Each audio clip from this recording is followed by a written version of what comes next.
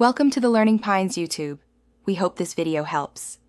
In this video, I will explain how to fix a Chevy Cruze window. First, you need to diagnose the problem. Listen for unusual noises when operating the window, or check if it moves slowly or not at all. Inspect the window switch for any visible damage or loose connections. This initial check helps determine if the issue is with the motor, regulator, or an electrical fault, guiding your next steps for repair. Before starting any repair, gather your tools, including a screwdriver set, a trim removal tool, and a socket wrench. For safety, always disconnect the negative terminal of your car battery.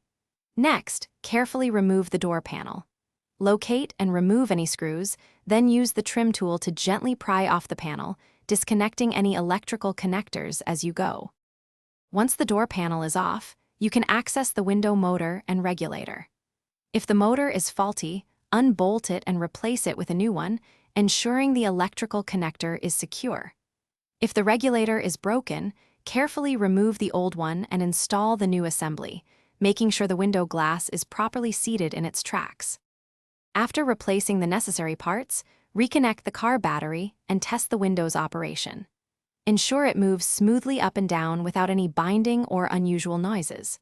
Once confirmed, reattach all electrical connectors to the door panel and carefully reinstall it, securing all screws and trim pieces.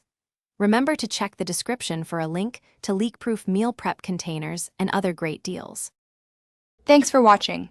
Consider subscribing if we helped you.